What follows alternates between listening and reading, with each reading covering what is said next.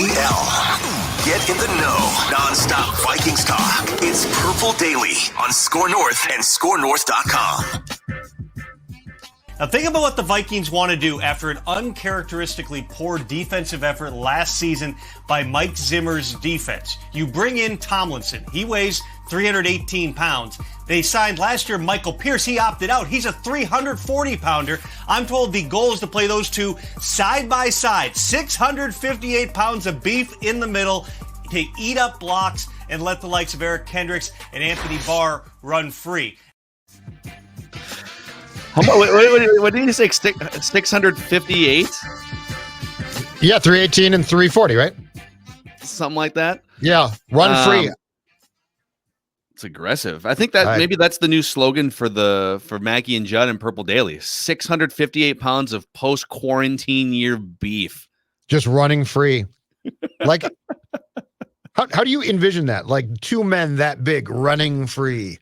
Just like motion. Galloping around the football field. Do you call it running? No. Well, actually, I told you on Mackie and Judd. By the way, welcome in Purple Daily, Phil Mackey, Judd Zolgad, Declan out the rest of the week.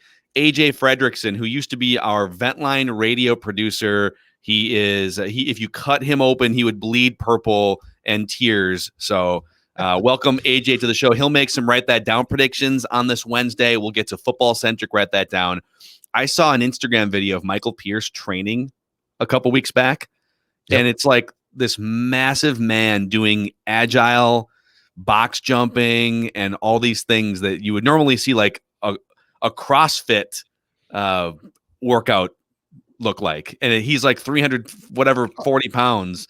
He's very agile. Michael Pierce is what I'm saying. Sure he's an athlete, but I'm just saying I can't imagine that much beef galloping around the football field. Yeah. Like you stand there and stop the run, man. That's what you do. Doogie actually had that back in the winter. He was talking to him and he picked up CrossFit after opting out. He said he was down like 40 pounds. Dude. We don't want him down too much. Yeah. Don't get down too much.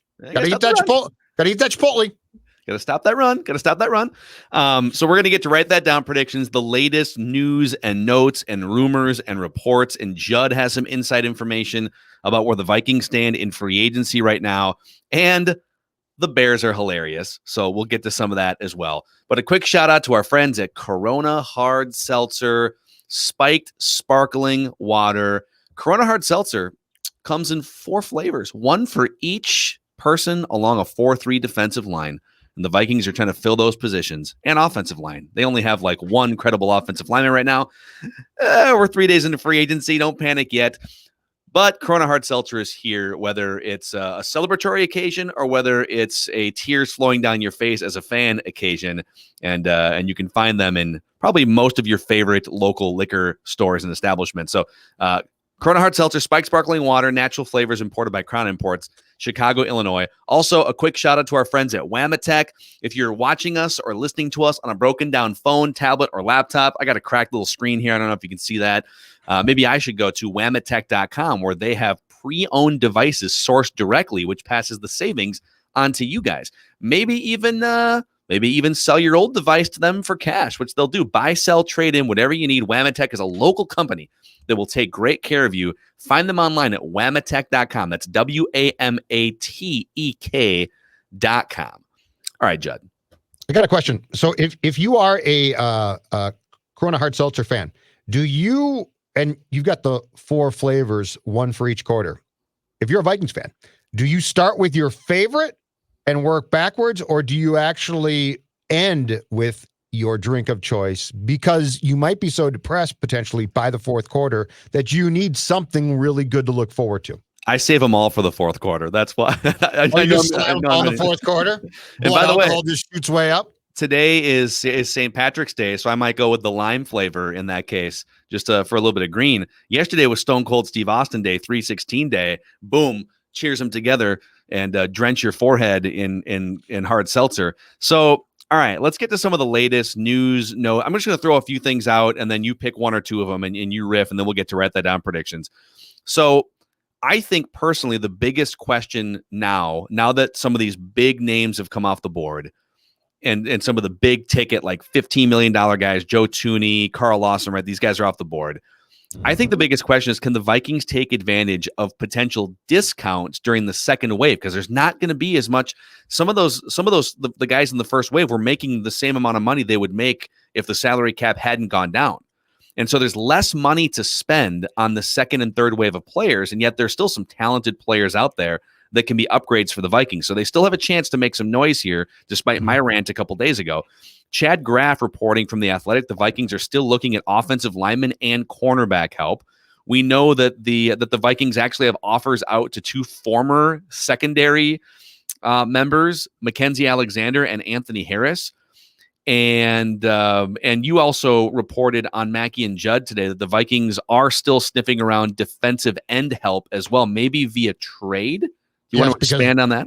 Yeah, there's about 4 or 5 teams that, as we approach the beginning of the new league year, which is 3 p.m. Central today, which is Wednesday, teams have to be in compliance with the salary cap at that hour. And there's about 4 or 5 teams that are not. They are over that cap. And those teams are at a point where they have players who they don't want to just simply release because those players could get you something back in a trade. So the path that I'm headed down is with the Vikings swinging and missing on Monday on Carl Lawson and Hendrickson, who went to the Jets and Bengals respectively, that the Vikings now are engaged in trade discussions to possibly get a pass rushing defensive end from a team that has to shed salary but considers that player to be too good to just simply jettison him through a release. So that's where this could get intriguing. And I really do believe that the Vikings started Monday's legal tampering period with a goal of immediately trying to, and they just didn't do it, address the right defensive end spot, which brings up an interesting question, which is this. Are they convinced that Danielle Hunter at left defensive end is just going to come back healthy? And while he's been upset, he'll put his angst towards the team aside and come back and play? Are they planning to address his contract here at some point soon? Now, it's interesting. Yesterday, we had a development on the Danielle Hunter front that is a very 20-something thing, and I don't know how to read into this, but it's probably worth mentioning. I saw it on Twitter. So Danielle Hunter on Instagram he had stripped away all of his Viking pictures. Anything to do with the Vikings was gone, okay? Again, I'm 51, so I will defer to Phil here about what this means.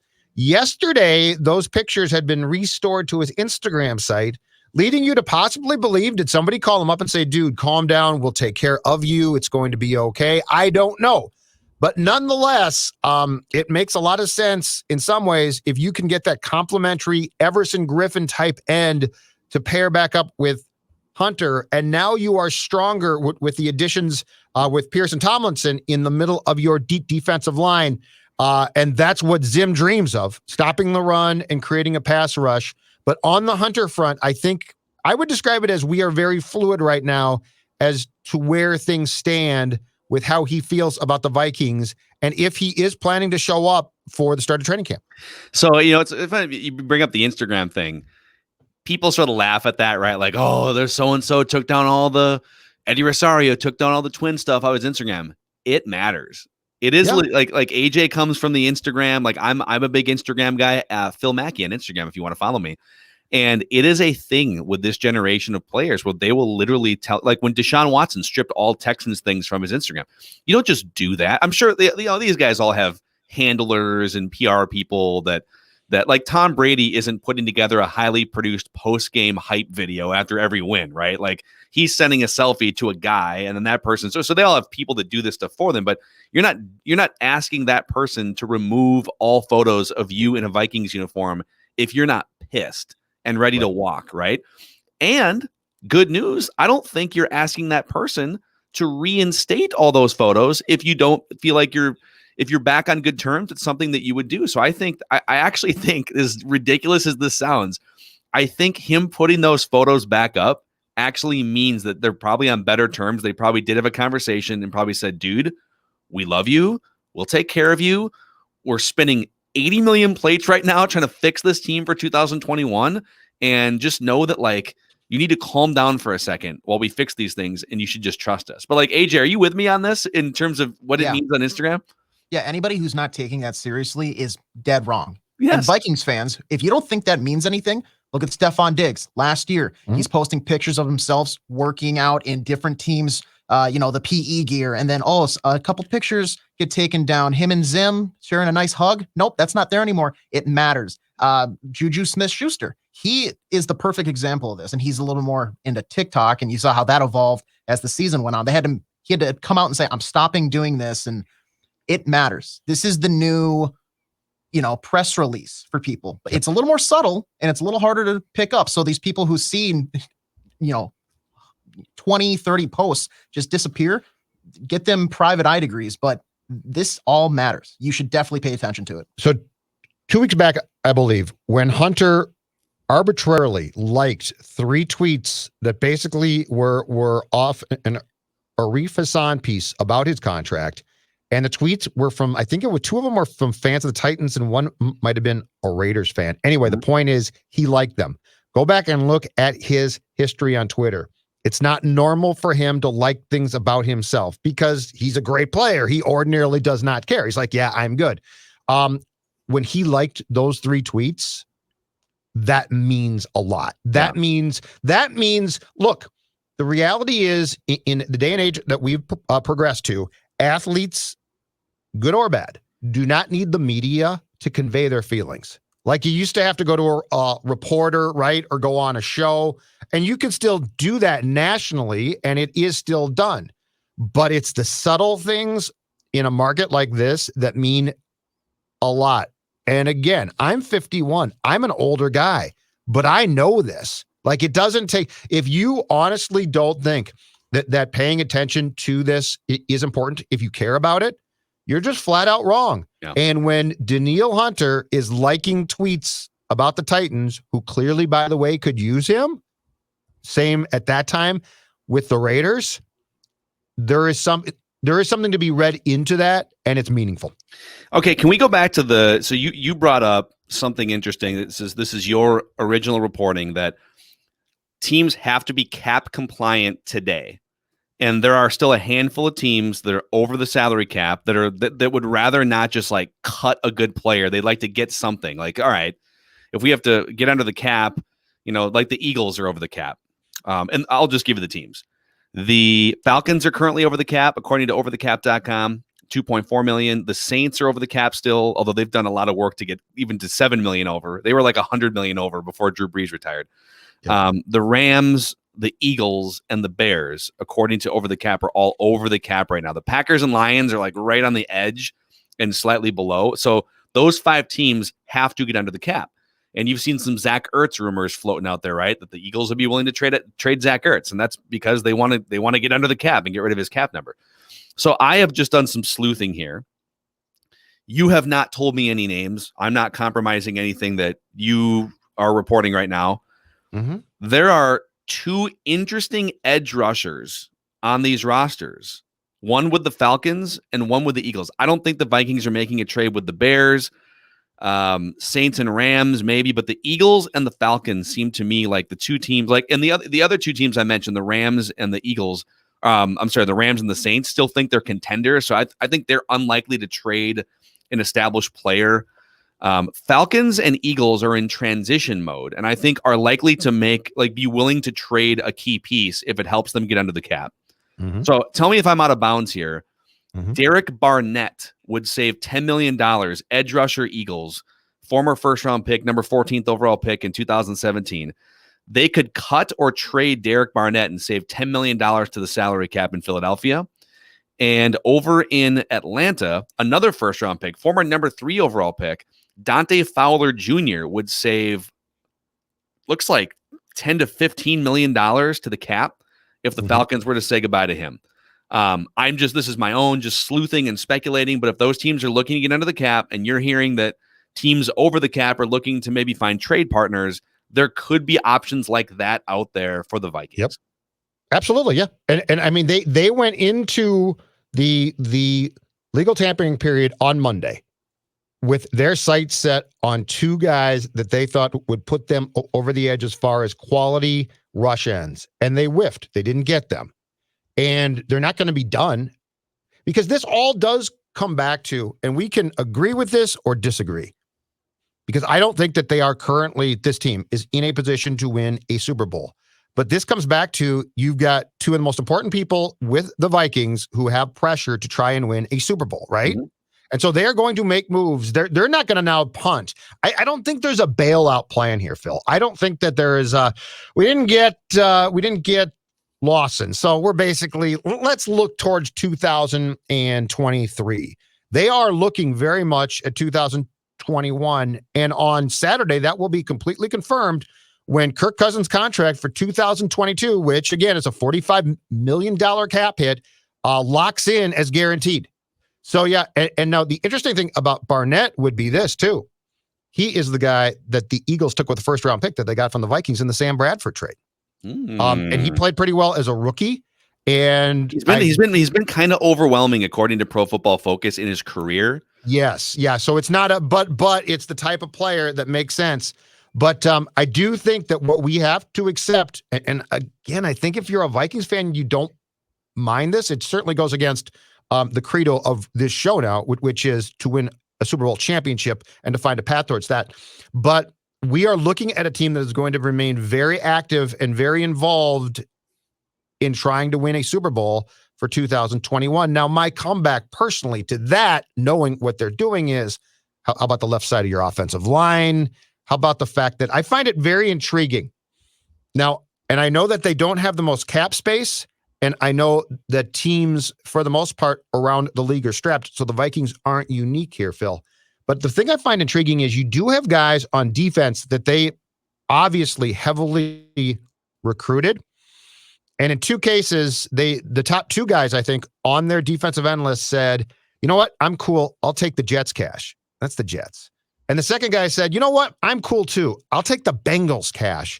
I don't think we can dismiss the fact that the shiny sexiness of playing for this team seems to have worn off just a little bit at the very least, because if you're Lawson and you said to yourself, the Minnesota Vikings are recruiting me, they don't have the most cash out there, but I really think that they are in a position, if I join that team, to win a Super Bowl. We have certainly seen guys make the decision to come here because they like what they perceive to be a window of opportunity that's open.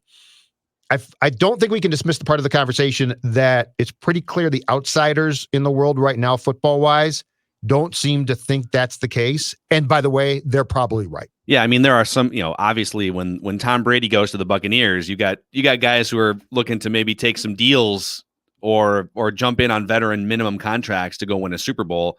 That's not the vibe here right now. Shouldn't be that shocking. It wasn't like the Vikings were knocking on the door of a Super Bowl last year. I think a lot of fans look at this, and rightfully so, and say, well, there's a big improvement coming if they can fill a couple holes and get some guys back. But the league doesn't feel that way. And I'll actually defend Bengals money. I think Joey Burrow is making that place the cool place to be in some ways. Yeah, that might be true. Because I think he's respected. I also think, players, there's a lot of smart players out there that are saying, all right, well, this dude, if he comes back from injury and he's on a rookie contract for a few years, man, we can put something together around him like the Browns have done with Baker Mayfield. I think Burrow is better than Mayfield. Yep. And the Jets, I'm interested in that one. The Jets always seem to have an abundance of cap space because they're just garbage, and they churn through young quarterbacks that don't usually make that much money. So they always have room to go get other players. Do some of these players know something we don't about Deshaun Watson maybe winding up there or something? I don't know. It's a variable that could be in play. New coach too. Yep, new coach. Who's respected? It's New York. It's a big market, and there is some allure in like being part of the turnaround there. So those are the things we know right now. Those are the latest news, notes, and rumors. And I think at some point, maybe you and I can hop on tonight and do sort of a bonus episode about we haven't talked about Orlando Brown Jr. and those trade discussions. There's going to be more things that come out today. So I'm guessing we'll be able to do a little bonus episode later. But before we get to write that down predictions, AJ, if you could do us the honors, the Bears are just something else. And I get that the Bears beat the Vikings all the time at Soldier Field, and we're sitting in a little bit of a glass house here. But according to Dan Patrick, the Chicago Bears offered 3 first-round picks, a second-round pick, and 2 starters for Russell Wilson, and we're told no. And their response to that was, All right. Plan B, the Red Rifle. Andy Dalton is our new starting quarterback for $10 million. Jobs on the line in 2021. And Andy Dalton is our guy. And Bears fans on the Score 670 in Chicago reacted hilariously. Bears vent line time, boys.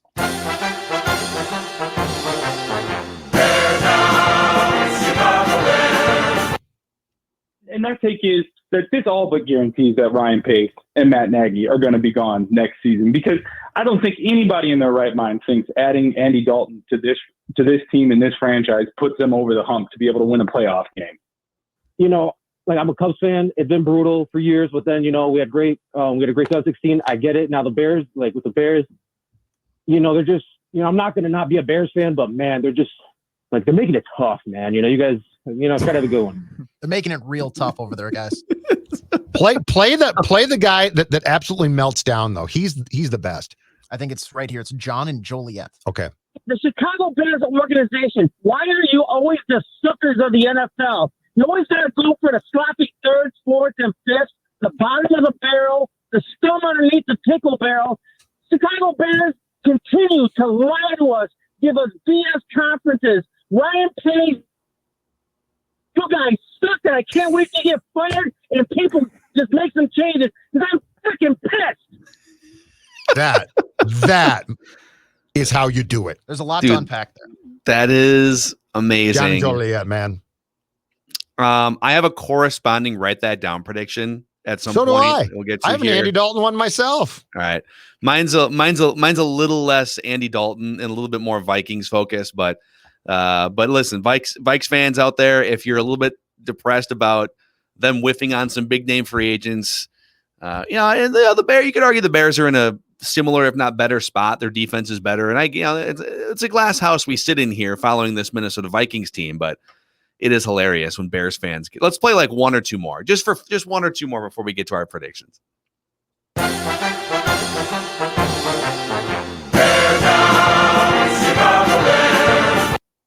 There's no help coming at QB with the Dalton move. It can't be. Look at the holes that are left in this team. Look at the cap hell that the Bears are in. They completely missed the mark.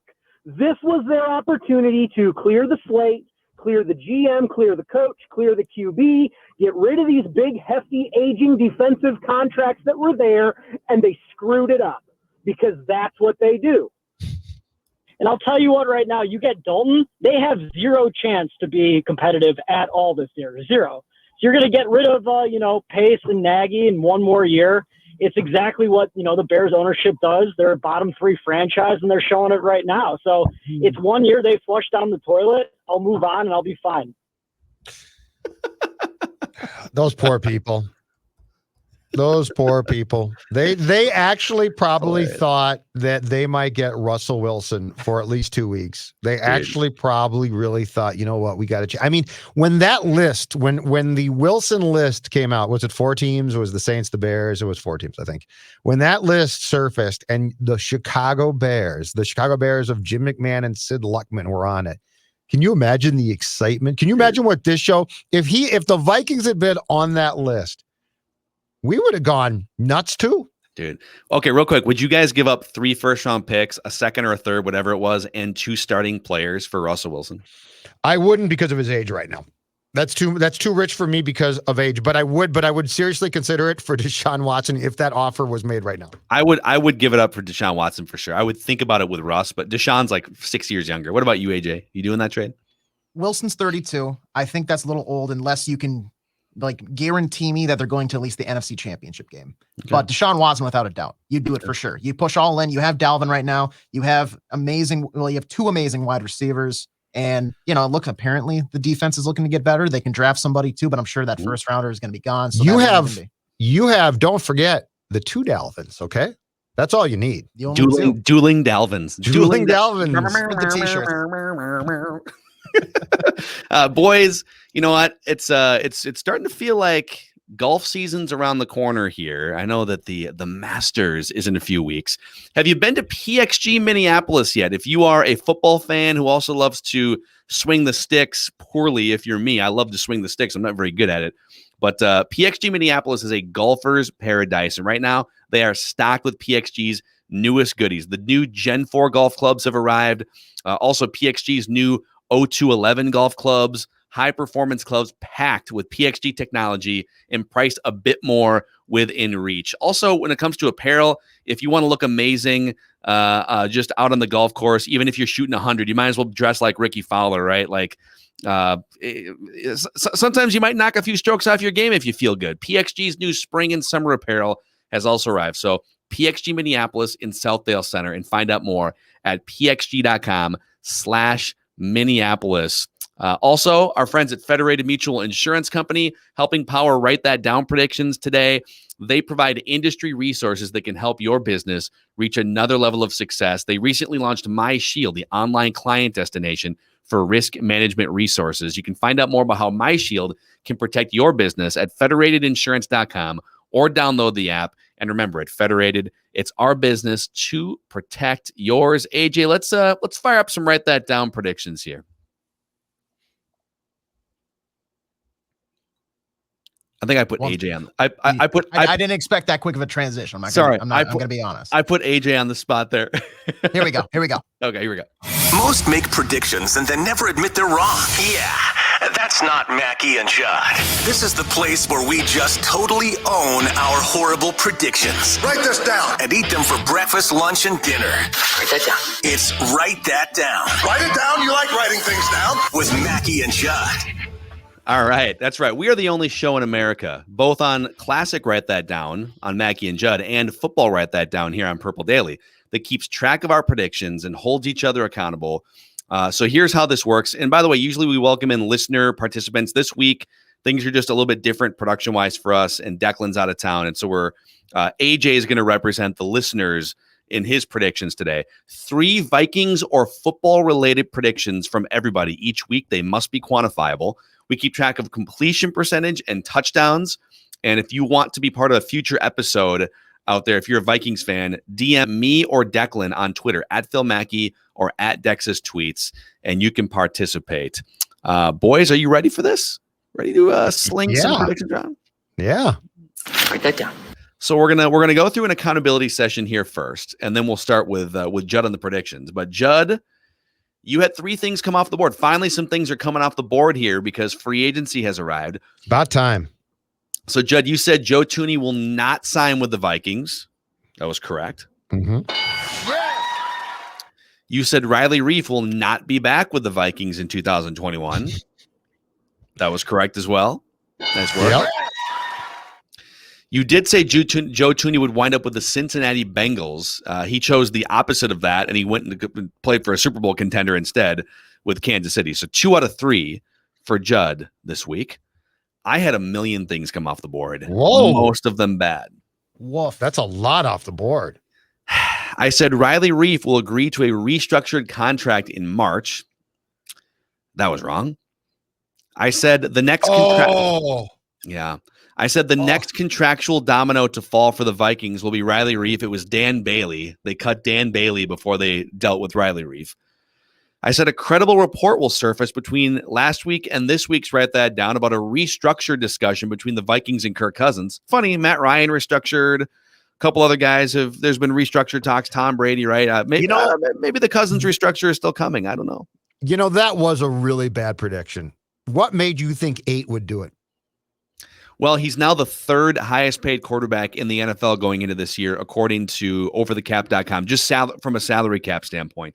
I'm not even asking him to take less money overall. I just need a restructure. Maybe the Vikings are the ones that say, listen, we don't want to add another year to this thing, so let's just see what happens. I'm sure it was discussed, but it hasn't been reported publicly, so here we are. I said the Vikings will sign Joe Thuney in free agency. That was wrong. However, I did correctly say that Joe Thuney would be linked to the Vikings in a credible report by a mainstream reporter by March 20th. He was, but the Vikings whiffed on him. So I got that one right.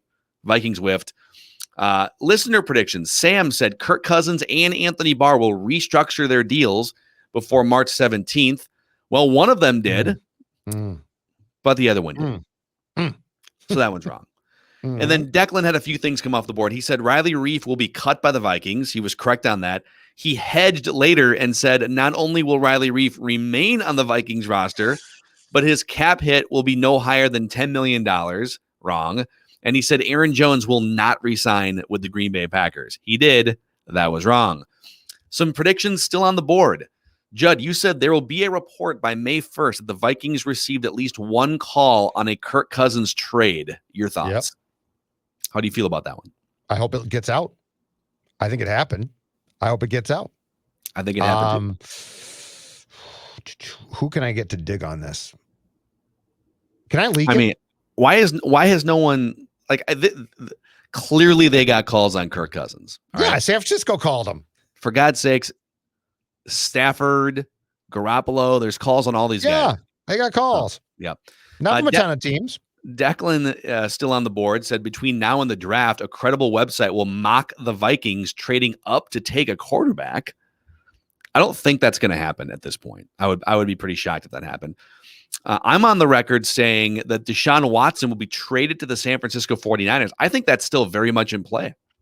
I think the 49ers are one of the teams that realistically makes sense for Deshaun Watson. I don't know how much they're going to be willing to give up, but it seems like the Panthers are the team that's most all in and desperate to make that happen. Yeah, and don't sleep on the Jets. Don't sleep on the Jets and don't sleep on the Dolphins. Yep. They're still involved. And Bob B, representing the listeners, said Mike Zimmer and Rick Spielman will be fired by the beginning of the 2022 season, and it's shaping up that way if they don't make some more moves in free agency here. So those are some predictions that are still on the board. The 2021 season stats, Judd Zulgad, the new completion percentage leader at 46%, no touchdowns. Still checking down too much. I'm at 35% with 3 touchdowns. Declan, 33%, no touchdowns. Listeners, still not on the board halfway through the month of March. All right, boys, let's get to the meat and potatoes here. We'll start with Judd. We'll go Judd, AJ, me, 3 trips around the room. Lead us off here, Judd. You take the first snap. So just to be clear too, does AJ do his predictions go on the Declan Goff predictions or the listener predictions? We're gonna put them under the listener prediction. So they have a chance to get off the schneid then. Okay, cool. Yep. All right, prediction number 1. Write this down. Brian O'Neill will be the Vikings left tackle in week 1 this season. Brian O'Neill will be the Vikings left tackle because someone's got to play there. And I do believe that they're still involved in the Orlando Brown Jr. discussions. I also believe that those discussions are probably going to lead to probably 4 to 5 potential suitors. So I'm just going to go with the odds here that it comes internally and O'Neill goes from right tackle to left tackle, and Hans probably gets paid a lot on his next contract that's coming up if he is playing left tackle. Yeah, I think I think it makes sense if they think that he can handle it sounds, what's the difference? Well, a lot, especially if you haven't played a lot of left tackle, especially in the NFL. If they think it'll work, I'm good with it, especially because it's a blindside position that's just the most important spot on your line. Yep. But then I wonder, okay, does that mean Ezra Cleveland is not a left tackle? Because you drafted him as a left tackle. Does he just stay at right guard? Or by the way, like he wasn't that great at right guard either. Like he was just better than Dakota Dozier was at left guard. Yeah. I just don't know if they need to add more good players along the line. Period. Yeah. And keep in mind too, I believe in O'Neill's last year with the Pitt Panthers, he played left tackle. Yep. So Cleveland and O'Neill have both played left tackle in college. Mm-hmm. Pitt is a pretty good program, not great, but pretty good. And O'Neill has proven himself right now as a quality tackle on the right side, where Cleveland is going to be going into his second year and was playing guard. I think if you put the pieces of the puzzle together, the temptation much more would be to take the guy who's playing right tackle and has been playing for a while in the league and move him to Cousins' blind side, as opposed to the guy who would be moving back to tackle from guard. That's fair. All right, AJ, your first prediction. My first one, I'm going to go with Kirk Cousins will not restructure his contract prior to OTAs this season. Yeah. I think it's becoming evident. Yeah. I mean, and if he doesn't, it makes things weird going into next year, because going into next year, you're either going to just swallow a ridiculous cap hit or you're going to restructure him beyond 2021, 22. So he's got you. I mean, he has so many things that he already gets, thrown at him, like the Monday Night Football record, all this other stuff. At this point, people's yelling at him. You need to restructure. You need to help your team. that just bounces off him. It doesn't phase him whatsoever. He's got his contract locked in. He's just going to stick with it. I don't see why he would budge at all. I think you're probably right. All right. My first prediction here, write this down. The Vikings will make a trade sometime between now and next week's. Write that down. The Vikings will make a trade sometime between now and next week's. Write that down. I think you're right. It just feels like they've been a little too content to let some of these, like, I get that they don't want to spend, they don't want to overspend in free agency, but it just seems like they've got some irons in the fire here that make them more willing to let free agents sign with other teams. Yep. And that's the only thing I can think of logically. Yeah, because guys are saying, no, I really don't want to play there. Nice stadium. Don't want to play there. Yep. All right, Judd, back to you. All right. It's time for my Red Rifle prediction. Andy Dalton will get at least one win this coming season versus the Vikings. Yeah. Andy Dalton will get a win against the Vikings in 2021. Yep. Yeah, that's going to happen. It's going to be at Soldier Field too, without a doubt. Yeah, of course it is. But I mean, he beat them here with Dallas this past season. Actually, he's going to beat them. Well, I'll let go ahead, AJ. You make your second prediction, then I won't step out of line here. I have a very similar one, but go ahead, AJ. Okay, I'm going to say Panthers will acquire Deshaun Watson in a trade where they're sending Christian McCaffrey. Ooh, so like 3 first-round picks, Christian McCaffrey, and that's juicy, and maybe a third or something like that. And a third. I love but and AJ's right, like in a third, like that's part of the discussion. Like, all right, it's the sprinkles. It's more for the aesthetic. It doesn't add any flavor. It's so true. It doesn't benefit anybody really, but it's a third. No, it does. I guess. It's a nice little add-on. You know what it is? It's buying a car. It's buying a car, and it's getting something. It's the heated seats. It's the same reason why Phil. Third round pick, heated seats. It's the same reason why Phil, he got his outfit ready for the day, and then he looked in the mirror. He's like, I think a hat would complete this. 100%. 100%. He didn't need it, but it's there. It's true. That's exactly what happened today too. I put this amazing outfit on, St. Patrick's Day green here today. It's a little bit limier than maybe St. Patrick's Day green. It's very Seahawks. And I was like, you know what would really complete this? A plain gray hat. Let's make this happen. It's very Seahawks. Yep. All right. My second prediction here. I'm just going to make it official. Write this down. Despite us making fun of the Bears for signing Andy Dalton, they will still beat the Vikings at Soldier Field in 2021. Write it down. Inevitable. Yeah. They could run Wildcat with no quarterback, and I would still feel uncomfortable about the Vikings winning that game. All right, back to Judd. Okay, my final, write that down. Kirk Cousins will not be playing the 2022 season on his current contract, meaning it either will be redone or he will be gone.